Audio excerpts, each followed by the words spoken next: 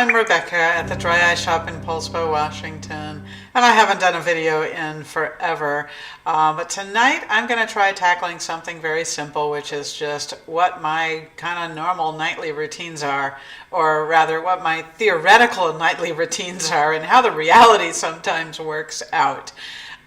Just a little disclaimer first, don't do what I do. First of all, everyone is different. We all have different needs.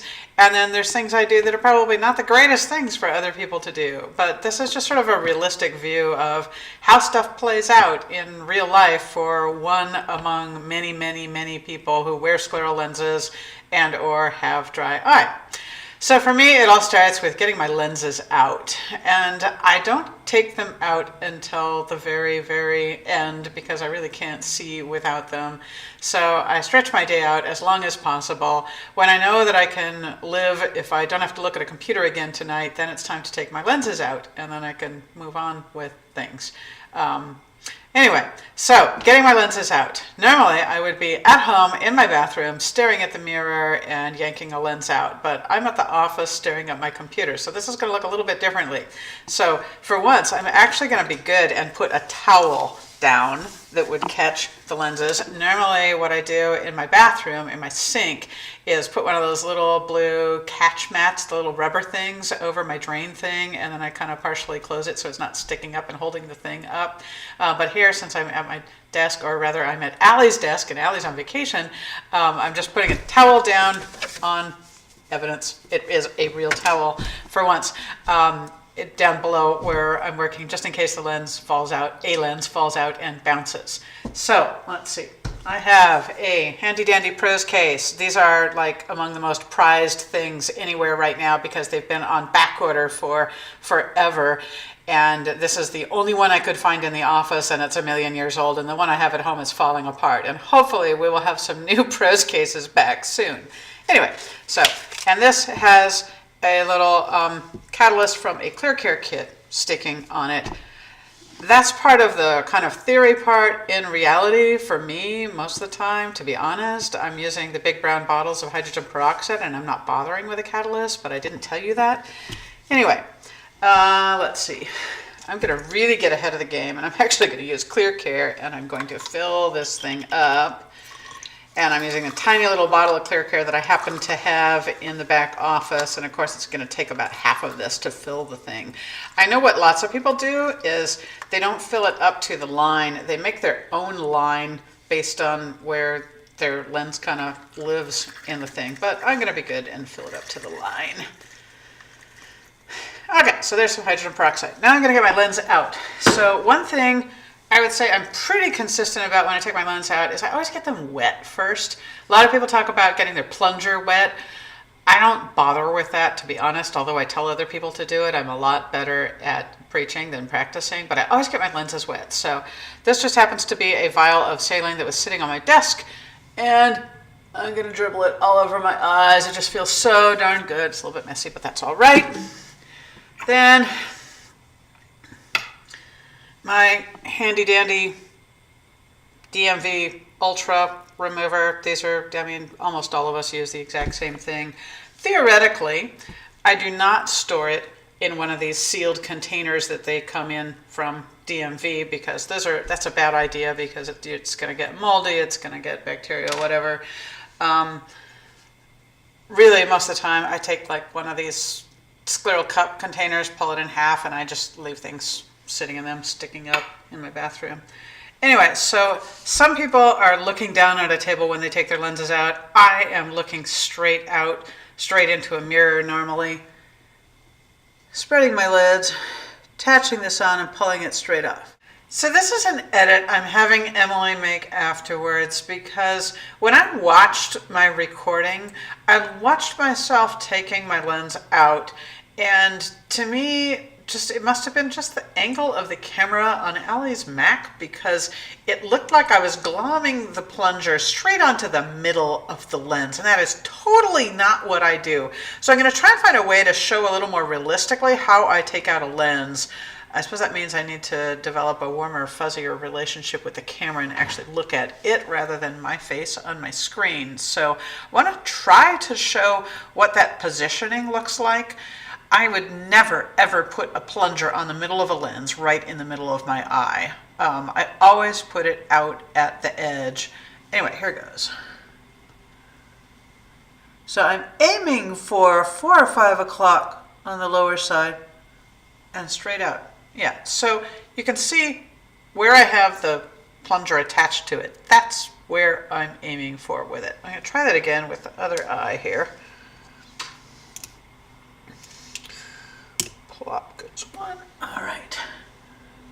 Okay, so the left eye, again, I'm going to go aiming down to the corner and off it comes. And that one was even a little closer to the edge. So that's what removal looks like for me. So that method works great for me because I have this unbelievably beautifully fitting lens that comes off at the drop of a hat, but isn't too loose. It's just like this beautiful, perfect fit. I've had lots of lenses before where I really couldn't do that, where I would have to put the thing on and kind of give it a twist, rotate it a little while pulling to get the lens off. All right, my lens, again, this one's going into the left side. Actually, they shouldn't be going in there because really I ought to be cleaning them first. And there's another theory versus reality thing, because the truth is I should be cleaning my lenses every night. And how many times does that either happen in the morning before I put them in or not at all? So I could disappear for a moment while I go find some cleaner, or I could just do what I normally do. And not normally, but some of the time. Anyway, I'm going to stick them in the peroxide, except not yet, because I'm going to be partly good tonight. I found in my back office some of this enzyme cleaner stuff. And I've told people about this lots of times, but I've never actually used it because I'm not personally terribly prone to deposits. So I've just never bothered, but I'm going to try it this time. Who knows? Or what my lenses will be like tomorrow. So it's a vial that just kind of looks like artificial tears, and theoretically you're supposed to dump this into some Boston Simplus, but I don't use Boston Simplus, and from all I've heard from everybody everywhere, you can use this with hydrogen peroxide. So I am going to just add it to the hydrogen peroxide like everybody else. Put my little lenses in. Okay. And there she goes. I'll take them out again in the morning.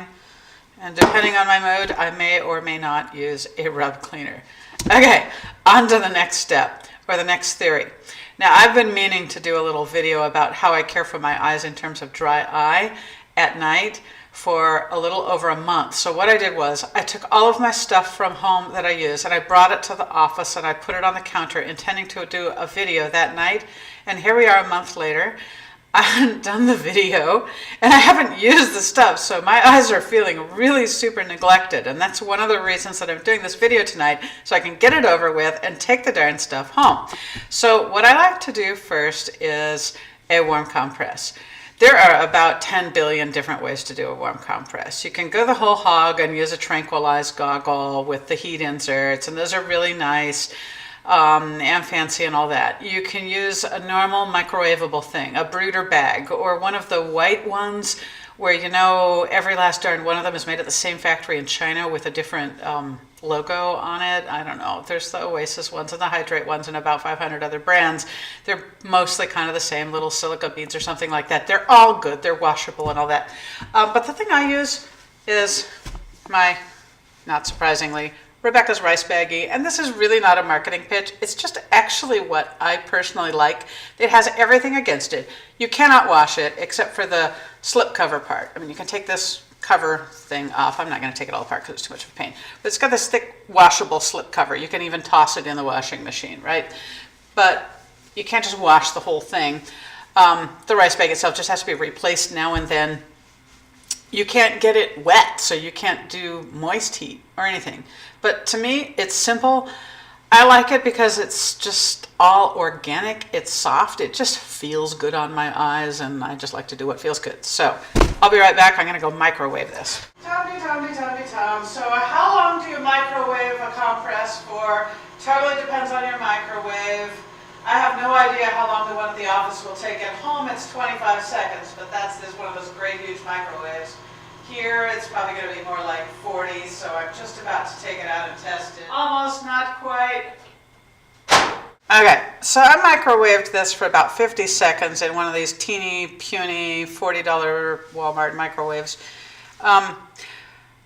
The thing with microwavable compresses is you can do more harm than good with them way too easily. You can burn your lids, or you can just irritate the heck out of them. Too much heat is not a good thing. People think warm compresses are good, therefore more heat and longer is better, and it's just not true. Too much is not a great thing. Heat increases inflammation, so you really don't want to overdo these. So what I do, anyway, is anything microwavable like this, I am going to shake it up because I don't want to have hot spots, and I'm going to just touch it against my wrist for a little bit and just see how it feels before putting it on my eyes. And there it goes. This is like the perfect temperature. Oh my God, this feels so good. So if I was home, I would be lying down and this would sit there, and I would probably still help it along a little bit with my fingers. I just really want to feel that heat going into my lids. I don't care about it hitting anywhere else. Sometimes I'll even just like pull it up like this and put the edges right there on my lids. And I'll leave it there for 5 to 10 minutes or whenever the heat starts wearing off. I can't say that I've ever actually counted. I can't tell you exactly how long these things last. I just know it lasts long enough for me. So I'm way too impatient to let this last forever here now, so I'll take it off now. But I really like doing my warm compress with my rice baggie. Afterwards, my eye, I can't see very well, but I just have that feeling like there's stuff oozing onto my eyes. And it's probably not mybum or anything like that, but it just feels better. And I really do think it's a key part of a nighttime routine. I've always kind of told people a 3-step thing for nights. You want to do your warm compress, you want to use whatever lubricant you normally use, and you want to put some kind of moisture goggle on overnight if you're prone to a lot of overnight dryness, as I am, especially this time of year, despite our climate here. So that's a warm compress. Next step for me, this is actually a relatively new one for me. And that is doing a lid scrub. Not that this is new. I used to use the OcuSoft foam in the shower. If you've read my stuff, I've probably written about it over the years online, just something simple. But I slack off of that stuff way too easy. Something runs out, I forget to replace it, I just don't do it again. I lose my motivation until once in a blue moon I go back to the eye doctor and they tell me how my meibomian glands are, and I'm thinking, oh boy, I better start behaving again. Anyway, I started something relatively new recently. I'm going to totally sound like a shill now, so bear with me. It's this Oasis stuff, though. I can never get this oriented enough to see. Oasis Lid and Lash Tea Tree thing. So these are like $50, and I would never normally do something like this, but I have this customer named Anna. Anna, if you're watching this, hi. And she totally sold me on this, the way she described it. And I thought, well, what the heck? We have them here. I will try them. I haven't tried anything new on my lids in forever. And I went into it totally prejudiced against these things, but I actually really like them. So anyway, so they come in this jar, and Anna cuts them in half to save on them, which you could totally do and just get a lot more for your money that way. I'm way too lazy. I don't do that. So I pull one out. They're slimy, kind of, I don't know. I don't like slimy, but once I get them on my eyes, there is something really special about this particular type of wipe. So I don't want to get too much stuff in my eyes, but I kind of go over the top where my lids are and then under the bottom lashes. And then I flip it over and do the other eye. And I'm sure you're totally not supposed to do that. You're supposed to use a different one for each eye so you don't get cross-contamination and all that crap. But, you know, I am who I am, and I'm going to do it this way. So it feels kind of good, and I'm not the world's biggest fan of tea tree oil, but the smell isn't completely overwhelming.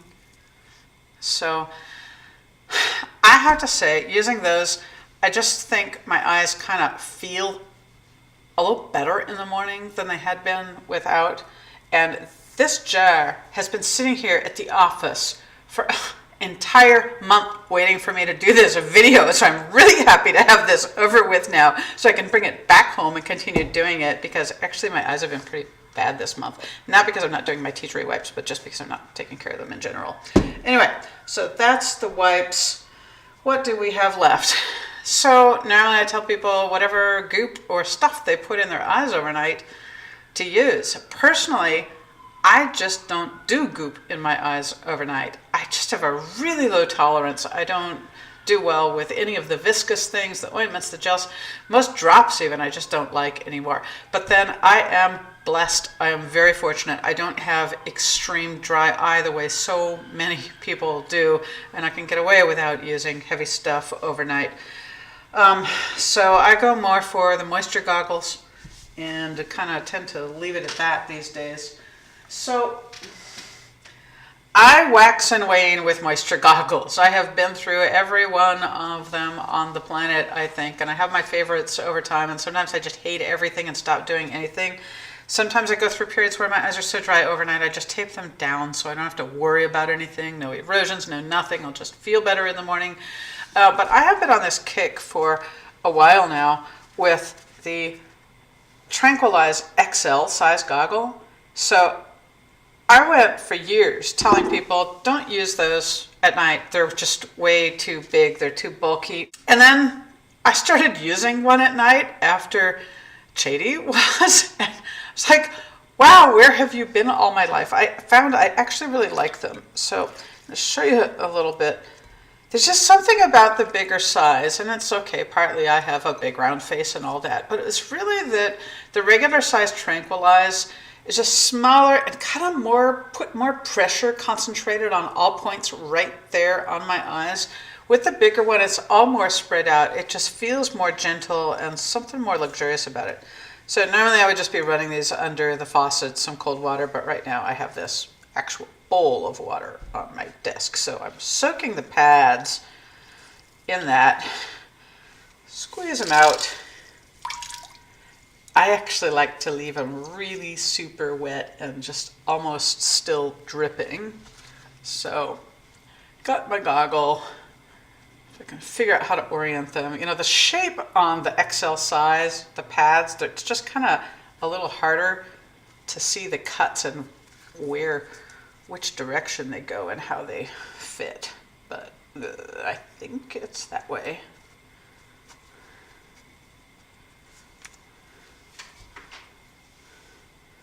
This looks like it's adjusted a little too tight. Nope, I think it's okay. Okay. And then on that goes. I know a lot of people do this with warm water. I don't.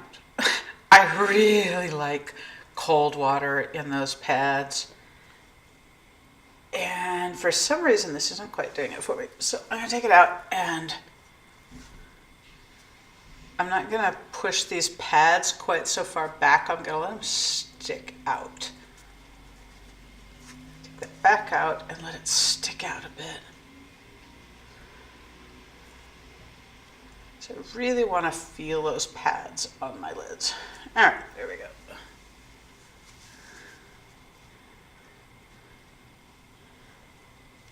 Now that is just about perfect, because I can feel the cool water on those pads everywhere. The thing is, with the regular size one on me, if I leave the pads unadjusted, they're going to be about right or be pressing a little. With this one, I can feel them everywhere, but there's nothing pressing.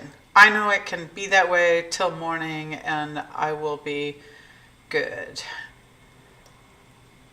That is going to carry me right through the night. So lying on my back, this will be fine. On my side, if I'm pressing down, it's going to be too much pressure on my left eye. I find personally, if I am wearing this thing, I just sort of naturally end up sleeping on my back more. If I'm wearing an eye seals or a quartz, I sleep on my side far more. I just kind of adjust. Everyone's a little bit different though and have different needs. Anyway, for what it's worth, that is more or less, sort of kind of, my evening eye care routine. Thanks for visiting the Dry Eye Shop's YouTube channel. To reach us with questions or comments, please call or text the phone number on the screen or email service@dryeyeshop.com. Feel free to contact us with any questions or video topic suggestions.